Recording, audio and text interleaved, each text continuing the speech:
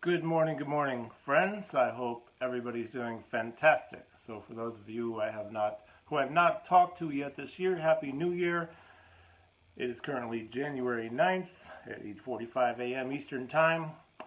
I've been looking forward to doing this. I was going to do it a couple days ago, but I was feeling I've been very sick lately, and I'm finally on the mend. Finally on the mend. So, today I wanted to talk with you about a couple things. What I'd like this to be over the next 30 minutes is an opportunity to have a discussion. Okay, first I'll say that if you have any questions about the Parkinson's Regeneration Training Workshop series that we teach all over the world, then please ask. Type in the comments and ask. I'll be sure to answer your questions. We have workshops coming up in Houston. I won't remember all of the workshops, but Houston, Los Angeles, and Austin, Texas, Atlanta, Southern England, London, Singapore, Japan, a lot of places. All right, so I want to talk with you about the brain. So I'm doing this from a perspective of Jim Perry. Hello, good morning. See you in Chicago, my friend. That's another place we'll be at. Yeah, Chicago. So I'm thinking about this discussion in terms of, let's say, movement professionals. For example, movement professionals, physical therapists, fitness trainers, educators, and how we can think about the brain and mindset, because we're going to talk about two different kinds of mindset. How we can use this to make ourselves better people, basically just enhancing our world and our knowledge so that we can be better for other people and help other people better, okay? And then how we can help our people to adopt perhaps a new mindset, okay? Because a lot of times we run into people whose mindset is, they're feeling defeated or whatever. So let's start off with this. The first area that I'm looking at, and by the way, all of this stuff, everything I'm going to talk about today is based on research, okay? So if you've got questions, type them in, and if you need resources, I'll send them to you afterwards. We have a couple different mindsets, and I have been in both of these places. We have the fixed mindset, and we have the growth mindset, all right? I spent more of my life in a fixed mindset than I did in a growth. And thankfully, I'm in growth for many years now. Well, what's the difference between these two, okay? Well, this actually comes from a resource which I will type in the comments later. A book, which I can't remember the name of, but it's an amazing book with some amazing resources. Let's give examples of a fixed mindset. A lot of times it's a fixed mindset. First of all, they want to stay safe. Okay, because people in a fixed mindset usually don't like to learn the way that somebody in a growth mindset likes to learn. For example, a fixed mindset is going to stay safe. All right? A growth mindset wants to move forward and take some chances. They will say, let's say, there's some people who are, they're very insecure, okay? And I spent 40-something years there, so I totally get it. And I knew I was gifted in one area as being a musician. I'm a very good drummer. I'm not great, but I'm very good. I'm certainly way above average, but I'm not great. Okay? Well, that was easy for me. I don't know why it's easy. I just happened to be blessed with that type of a talent. But I also found that I wanted to be the best. I actually thought I was. And I would be so critical of other players rather than enjoying the music and enjoying their talent. I actually am ashamed of myself for that, but that's because I was so insecure, because I didn't think there was anything else I was worthy of in my life. So when people are in this mindset, they might be blessed with a high level of intelligence. They may have highly successful careers. Maybe the rest of their life is terrible and they don't have a family anymore, they have divorced, or whatever. Or maybe not, but still, a lot of times they're miserable people who want to stay inside the box, and they want to play it safe, because They are gifted with this intelligence, and they know that they're smart, and they know that they're, let's say, they're feeling, okay, I'm right about this, so it's more important for me to be right and look good than to accept responsibility for being wrong. Well, here's my experience on that. Being wrong is one of the best things in the world. If you're in the growth mindset, you're probably going to take chances and you're going to go and be wrong. You may think you're right, but if you aren't, the difference is you accept responsibility for being wrong and then you learn from it. It's an opportunity to grow, okay? I have some things up on my board here. I don't know if you can see them. Fixed is on the left. Fixed mindset likes to stay safe. Growth will thrive on growth. All right? Rejection is viewed as failure in fixed mindset. And you know what? That was me. That was me. If I was rejected for any reason, I saw I'm a failure. That's it. I'm a failure. Well, guess what? I don't feel that way anymore because I view it as an opportunity to grow and better myself. All right? Fixed mindset. Oftentimes, let's say they're just blessed with a talent or some degree of success or whatever, and they want to look good because looking good is very important when you're in a fixed mindset because you're insecure. So you hang out with people who make you look good. They're not as good at doing what you do as you do, let's say, or they don't look as good as you or something ridiculous, right? Whereas growth mindset will hang with people who will make them grow. I'll tell you, it's a lot more gratifying to do that. And I've been on both sides of this. Okay? Fixed mindset will deny their mistakes. I've done that. I've done that a lot of times. I don't do it anymore. It's just the stupidest thing in the world. Because if you make a mistake, you should accept responsibility for the mistake. Okay? Fixed mindset will avoid failure. Spent decades there. Guess what though? It's better if you try to grow and be adventurous, calculated risk. You don't want to be stupid, but we'll seek failure. If I fail, I grow. All right, we hear it all the time about professional athletes and people who break all the records. Babe Ruth back in the day, Michael Jordan. Well, both of them either struck out or missed more shots than hit the ball or made shots. That's a really good example right there, those two people. All right, so we want to seek failure so we can grow, because every time you fail, it's an opportunity, okay?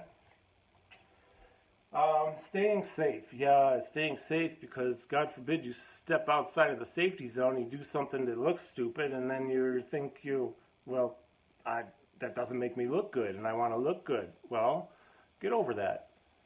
Don't be safe. Get uncomfortable. Get comfortable with being uncomfortable. I do this all the time. I'll tell you why I'm telling you all this when I get to the bottom of the list. Okay? We already talked, blessed with intelligence. Let's say you have a person who is just blessed with a super amount of intelligence, and they're geniuses. But they're still playing it safe all the time, and they'd rather hang out with people who aren't as smart because that makes them look really smart, and then they feel special. Intelligence, for some people, is something we have to work for, okay? There are a lot of reasons for this, but we all have this potential that's absolutely enormous to learn and grow and be amazing, because we are anyways, individually, we can be more. And this allows us to be more for other people. And that's the creamy filling, as Dr. Perry would say. All right, so if you're in a fixed mindset, there's a really good chance if you get something wrong, you don't want to learn the right answer. I don't want to learn it. I don't want to learn this. No. Well, I do. I want to learn this. That's the end of my list right now. The list could go on and on and on. Okay? Coffee time. Why am I telling you this? I've had a really, really good couple of years here traveling and meeting people like Jesse, who's on, Jim Perry, some other people on. Thank you very much for watching. I have not met you, but I hope to meet all of you. But I've learned from all of these people. Whether I've had a few minutes with them or days with them, I learned from everybody. Okay, I learned from these people. What I learned is that it is so good to be learning. It's so good that you can learn from anyone and everyone. And it takes a lot of energy to stay in the fixed mindset box, because you've got to worry about how you look. That's very important if you're in that box. I don't mean how you look appearance-wise, although for some people that's very important. How you look in comparison to others.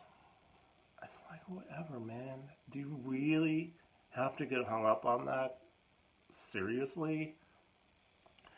I spoke at a very large conference with, well, I've done it quite a few times now, but the most recent one was in front of about 480 doctors.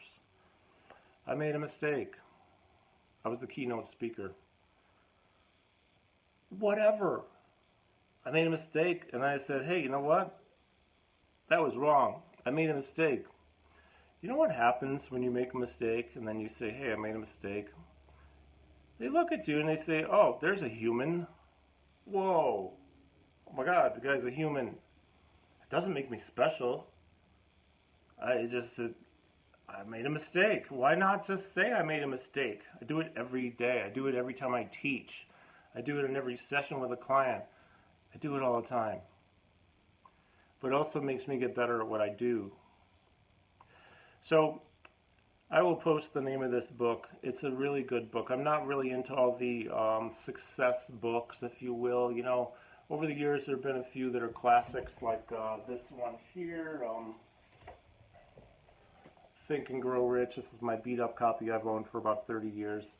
You know, Napoleon Hill was onto something when he followed Andrew Carnegie and all these other successful people. He started to get onto something as far as behaviors, but they don't talk about the science. There's no research in this book, right? There's another one which I don't have it right now. I let somebody borrow. It's called Born Rich, written by Bob Proctor. He's the old guy with the white hair in the movie The Secret.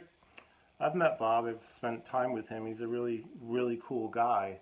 He took it another level, and he actually got into the, let's say, the subconscious. You know, like Dr. Joe Murphy, the Power of Your Subconscious Mind. It's actually a really, really good book that's starting to get more into the how the brain actually works. But there's still no research. Like when they wrote the books, it's not based on research. But the concepts are there. This book, which really sorry I can't remember the name of it. It's an audio book and it's on the phone that I'm using for this video right now. I think it's called The New Psychology of Success. It's based on research. So there are cited articles, materials, research articles. And you know, it all has to do with this thing about how the brain actually works. Okay? So what I'll say is this, and I'm going to move on to another area here. As we try to expand ourselves and as humans, I look at growth mindset. It's really just, it's the only place to be. You know, you can't always be right. You might be right some of the time or a lot of the time, but you just can't be right all the time.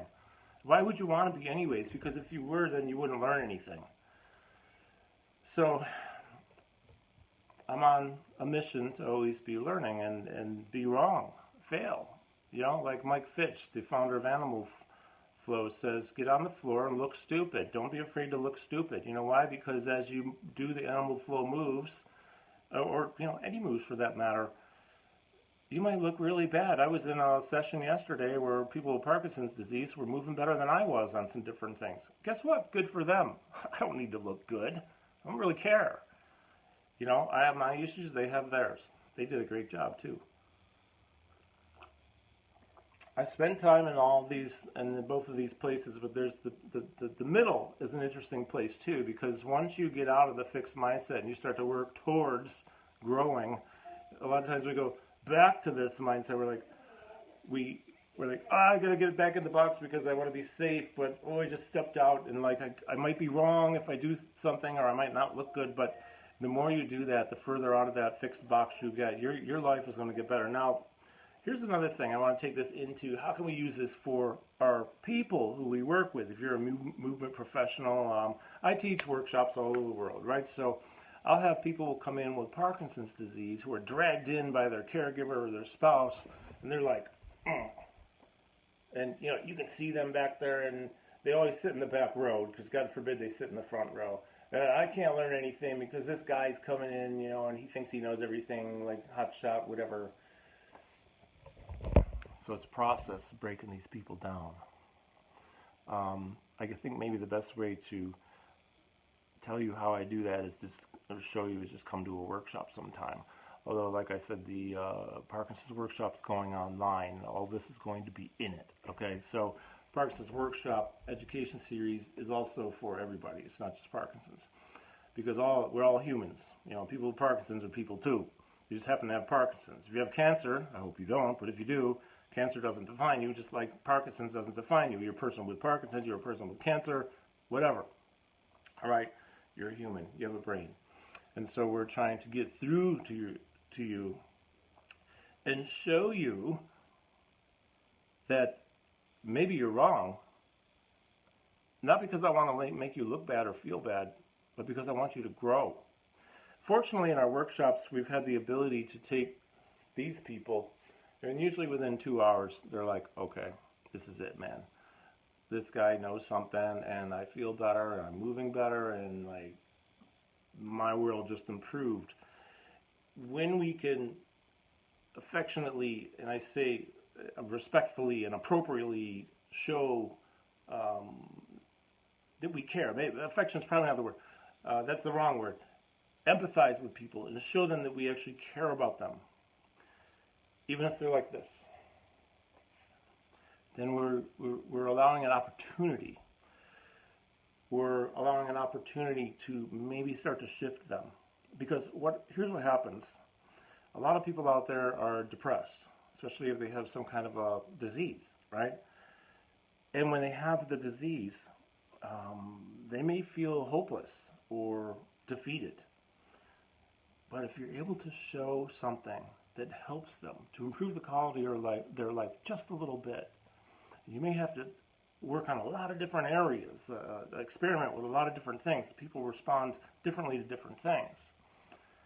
If you can get just a little bit towards improving their quality of life, even if it's just in their thought process, which is our next subject coming up in a minute, then we can take defeated and a lot of times go, boom, 180, turn it upside down, baby, and turn them into people who are hopeful, and they become fighters. Okay, this would take a whole day to explain, or just come to a workshop and join us and go through it with us, because it's an amazing thing. So the brain is really interesting. Let's talk about the brain. We talk about a lot in our workshops about when we're trying to improve, let's say, movement, like dual tasking abilities. Let's say in Parkinson's disease, we know, for example, rotations and dual tasking and multitasking are triggers that can cause freezing of gait. Well, that means you're moving and then you stop. Well, if you've been moving and you stop and your center of mass keeps going over the frozen feet and you can't move that foot fast enough, you're going down. Falls are the number one cause of death. Complications from falls, number one cause of death in people with Parkinson's. It's also our number one concern for people with Parkinson's are falls, because falls are potentially deadly, right? Or at least you can get injured. All kinds of data and studies on that stuff. So as we do our multitasking training in our workshops, I want you to realize what happens in the brain, because this also happens with our habitual thought patterns, where we're thinking positive or negative thoughts. All right? For example, you learned at some point, probably, you learned to ride a bicycle. All right? I have to learn how to make better coffee, though. You learned how to ride a bicycle. Were you good at it the first time you got on? No. Nobody's usually good the first time on. Maybe you fell down. If you're like me, you fell down, you have bloody knees, and your mother was all freaking out because there's so much blood. Well, but you keep on trying and doing it every day. you're like, I gotta ride this thing, because you really want to ride it, right? So I don't know how long it takes to learn how to ride a bicycle. I think everyone's probably different, but I imagine in a few days or a few weeks maybe, you're good at it. Well, here's what happened. As you were learning, these synapses were happening between neurons in your brain. Okay? The more you do it, the more electrical synapses happen in the brain. Neurons connecting. And then the chain of events goes deeper and deeper and deeper and deeper. And they're firing this way and they're firing that way. Because these synapses are electrical impulses that happen when you're doing things, okay? Especially when you're doing something new. You're causing new synapses, new firing patterns. So there's an old saying, and it's in, I'm going to show you some books. So you're ready? You got to get these books. My four favorite books, okay? Get ready. Here we go. Book number 1, The Brain That Changes Itself. So in this book, what I was about to say is, these synapses happen. Neurons that fire together, wire together. Got that? Okay. He also wrote another one called The Brain's Way of Healing Itself. Neurons that fire together, wire together. Both of these are by Norman Doidge. Here's another one. John Rady, Harvard professor, Dr. Rady, A User's Guide to the Brain. Amazing book. All of these use this quote. Neurons that fire together, wire together. So you're riding your bicycle and you're really good at it. Oh, last year I started skateboarding, so I have a skateboard firing pattern going on now, because I'm actually pretty good at, longboarding. I'm pretty good at it. I can do it. I haven't fallen down, right? And I can go pretty fast now. So that's what happens when you learn to do something. So in Parkinson's, we have a lot of complications going on. Basically, we need to practice these multitasking things. But I'm really trying to get to the positive, negative thought thing. So hang with me for like another minute or two, and we'll get into habitual thought patterns, okay? So we have riding a bike, skateboarding, anything, right? Playing the drums, whatever. I got certain patterns I can do, and they'll always be with me. Unless I have a stroke or a brain injury, then I'm always going to have these firing patterns.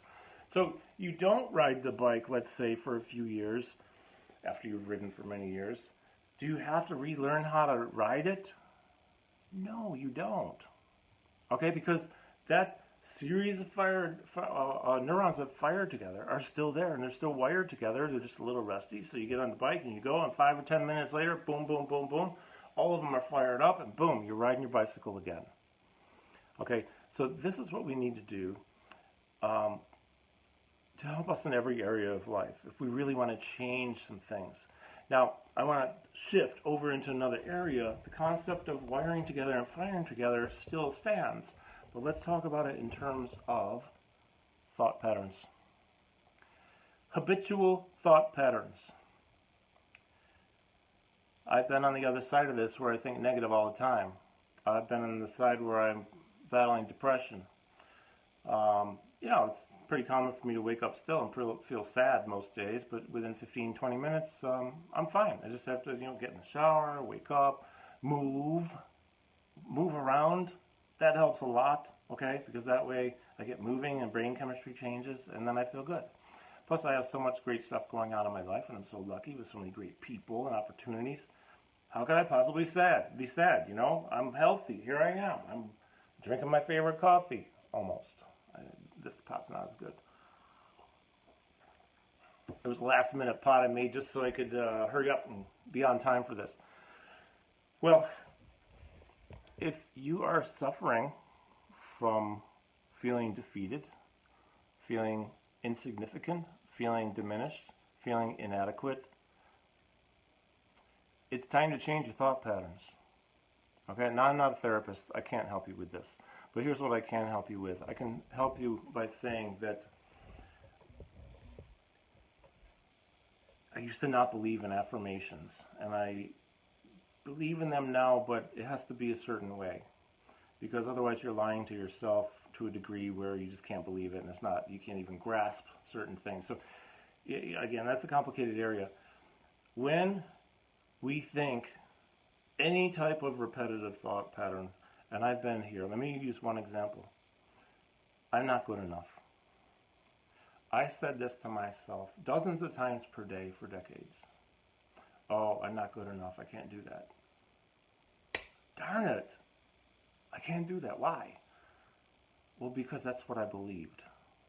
Your beliefs about your capabilities, about your potential. They become thought patterns. They are thought patterns. And then they come, as you repetitively think these negative or self-defeating thought patterns, you are having synapses in your brain that are wiring together. There's research to show this, okay? So if you want that, I can send you some citations. I didn't just make this stuff up because it sounds cool. No, this is the real deal, folks. This is real stuff. When you think any thoughts repetitively, you're having synapses that are happening, okay? Electrical impulses, and those neurons are, so your I'm not good enough neural firing pattern, well, in me, it was very, very, very firmly established. I was not good enough. Other people saw potential in me. Oh, Carl, you can do so much more. You're so smart. You're so talented. Well, thank you. But I don't see it. I don't feel it. I do now, but not from an ego standpoint. I feel very lucky that others saw it in me, and I finally figured out how to get it out of myself. So the opposite is true too. If you actually think positive thoughts and feel positive emotions, you have synapses that happen between neurons in the brain, and then you're going to have wiring patterns that are your positive thoughts, I can do it, positive emotion, firing patterns. Who knew? Who knew? Well, I know, because I've been on one side and I've been on the other. I've been fixed mindset. I have total growth mindset now. I've been insecure, feeling defeated, insignificant, and diminished, and not worthy, and not capable. Nothing stops me now. It's not my ego. And you know what? I screw up so much more often now. I screw up all the time. Every day I'm screwing up. But guess what? I'm over here now. And I travel the world. I used to think here's a belief I had. I believed I would never get to Europe. Well, guess what? Now I just send an email and say, hey, I want to come there. I want to teach. Okay. And then I go do it. You know, it takes planning. Yeah, it takes planning to work. And once in a while a workshop cancels. But I've been there, I don't know, maybe 15 times now. So like now the world is my oyster. I'm going to Asia this year. I thought I'd never get to Asia. But I knew I'd get to Asia as of 4 or 5 years ago. I had to find the right opportunity. So we don't want to be in this fixed place. Because this fixed place is going to cause us to have these negative thought patterns, these negative emotions, which is going to make us, even if we're successful and we're looking good in comparison to other people based on our appearance or our status or whatever, which total BS. But if that's what makes us feel good, we're going after the wrong thing, okay, in my opinion. Maybe for you it's right, but it doesn't seem like it could be, all right? You stay in the fixed patterns, you're going to have some problems. You're going to be frustrated, okay? You're going to be playing it safe all the time. You're going to get into the growth stuff. Well, that's where you're going to have the new synapses that wire. Because every time you fail, you learn. And when you learn, you have new synapses, electrical impulses that help you to grow and expand your world and your brain and your knowledge so that you can be more knowledgeable for other people. And as I say in my workshops, it ain't about me. It's about we. Okay? We have to find our motivation. For me, it's helping other people. When I see somebody come into a workshop feeling defeated, closed down, I can't learn anything, this guy can't possibly know anything. When I see people coming in like this, I really desperately want to break through to them, but I'm not going to make it evident because I don't want them to feel like singled out or like, there's something wrong with them. But at the same time, once we get through, once we're able to relate to them, we're able to show the empathy, we're able to help them. And then all of a sudden they go kind of more like this. And then they're up and they're moving. And they've gone from a defeated mindset and belief to a fighter, okay? Defeated, fighter. It changes lives. But that's why I do it. You have to find what you want to do. I know Dr. Steve Capobianco, one of my favorite people on this planet, is watching. Thank you, Steve. I love you, man. You are the best. I hope to see you soon, too. Steve is a guy, you talk about growth mindset. There's a guy who's always learning, always growing, taught me so much. He's a medical director at Rock Tape. The only tape to use. Nancy's watching. Hi, Nancy. Hola. Haha. Thank you, Steve. Well, I feel the same way. In fact, I was just going to repost our interview here later this week because we interviewed when I was at Project Move a couple years ago, and I just love what you said. So, Steve and Nancy, what we're talking about today is fixed mindset versus growth. I've got about 2-3 minutes left, and I have to sign off and get to work. But this whole fixed idea, staying in the box, staying safe, it's going to cause you a lot of problems. Okay, it's going to cause you problems.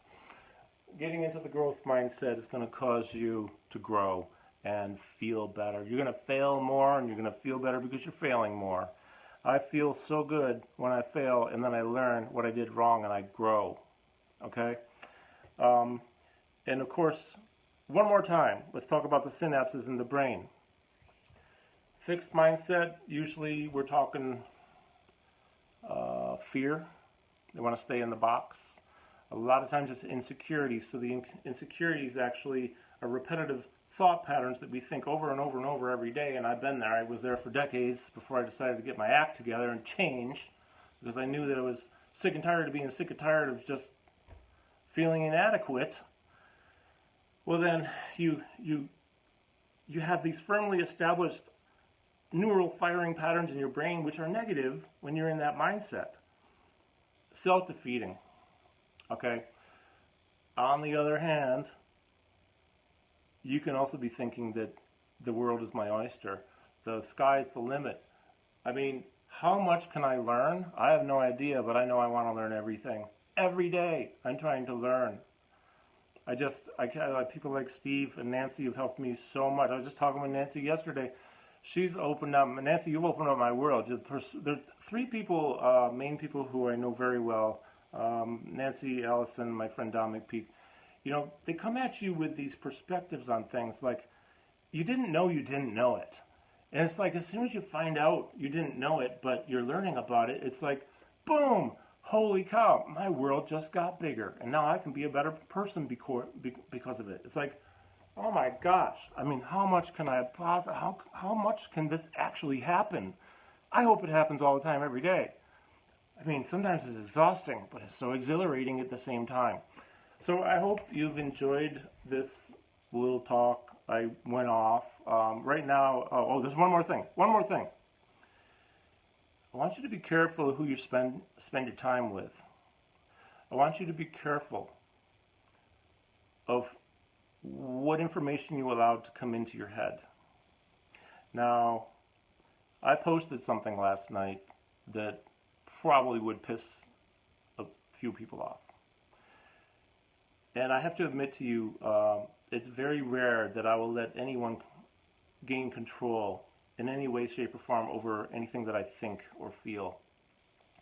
But there's a situation going on right now in our government, and I'm actually very angry. I feel guilty about that, and the reason I do is not because I don't care. I do care. That's the reason I'm angry, is because I care. Is when I'm actually allowing physical feelings of being upset, anger inside of me. And I have to tone that down, because what's happening is there's these people out there who are, they shut down our government. You know, I'm not going to get into a political thing. Wherever you stand on is where you stand. You're entitled to stand wherever you want. I know where I stand, and I know that I'm very upset about this, okay? But the problem with that is I'm also allowing them to gain control over how I feel. And that's just not right, because that should be up to me. You know what I mean? Yes, Nancy, you're absolutely correct on that. so it's just, I've got to get my head in a place where I'm not allowing this entity of people to piss me off so much. And so I don't really watch the news because I just can't. If the news is that important, I'm going to find out about it. There are people who argue with me about this. Oh, you should watch the news. You're irresponsible if you don't watch. Well, guess what? I'm depressed if I watch the news. I can't afford that luxury. I have to get to work. I have to help people change their lives. This is my mission. I can't do that if I'm not functioning well. So you do what works for you, but I'm just saying, don't let anyone else gain control over how you feel, especially if it's somebody who you don't know, who you never met, who you're never going to meet. Don't allow it. Okay? Take control over your own thoughts, your own emotions. Be positive. I know it's cliche, whatever, blah, blah, blah. But guess what? Be positive. This is the fourth book. I said I might as well be the end of all Parkinson's, but it's called The End of Alzheimer's. I don't know if this is showing up in a mirror image backwards or not. I have no idea, but it's The End of Alzheimer's. Dale Bredesen, genius. I forgot to mention this book when I was showing you books, okay? All right, gang. Hey, listen, I went a little longer than I thought, but I really appreciate you joining me. I hope you learned something. Maybe you can comment on this, and I'll check comments later today. It's time to get to work. Have a fantastic day, and thank you very much for joining me.